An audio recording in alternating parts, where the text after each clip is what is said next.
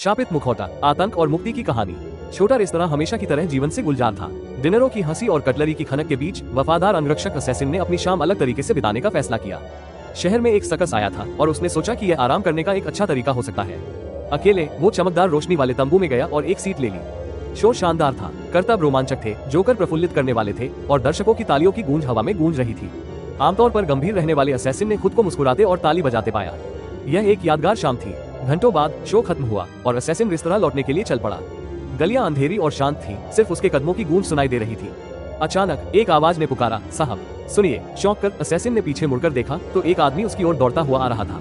ये सर्कस का एक जोकर था। करीब से उसकी पेंट की हुई मुस्कान मध्यम स्ट्रीट लाइट्स के नीचे डरावनी लग रही थी। नमस्ते साहब।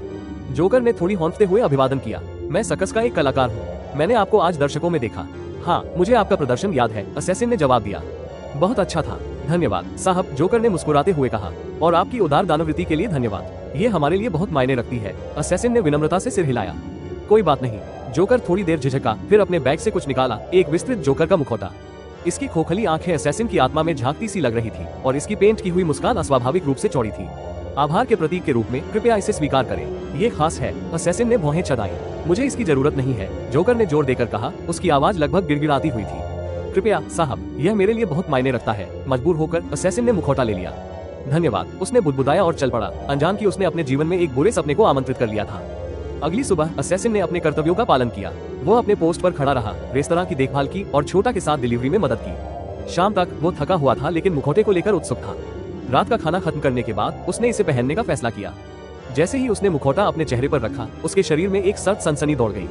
आईने में उसका प्रतिबिंब बदलने लगा। उसके कपड़े एक चमकीले जोकर के पोशाक में बदल गए, उसके हाथ पीले पड़ गए और उसकी आंखें एक अजीब रोशनी में चमकने लगी। एक पागल हंसी उसके होठों से निकल गई और उसका दिमाग अराजकता में डूबने लगा। असैसिन अब खुद नहीं रहा।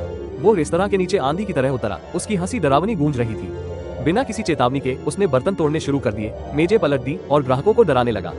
ग्राहक चीखते हुए रात में भाग गए। छोटा, शेफ और अलादीन रसोई से बाहर आए, भयभीत। असैसिन, छोटा चिल्लाया, उसे क्या हुआ है? वो जोकर की तरह क्यों कपड़े पहने हैं? शेफ और अलादीन ने उसे पास आने की कोशिश की लेकिन असैसिन ने हमला कर दिया। एक प्लेट फेंकी जो दीवार से टकराकर चकनाचूर हो गई। पास में रहने वाले गरीब परिवार झांक कर देख रहे थे, तबाही से डरे हुए। जैसे जैसे यह अराजकता बढ़ी, छोटा ने मुखौटे को देखा। यह मुखौटा, यह उसे नियंत्रित कर रहा है। हमें इसे हटाना होगा। लेकिन असैसिन इतनी आसानी से हार मानने वाला नहीं था। मुखौटे ने उसे पूरी तरह से अपने वश में कर लिया था और हर गुजरते पल के साथ श्राप की पकड़ मजबूत होती जा रही थी। छोटा और बाकी को एहसास हुआ कि उनके पास इसे हटाने के लिए केवल 10 घंटे हैं।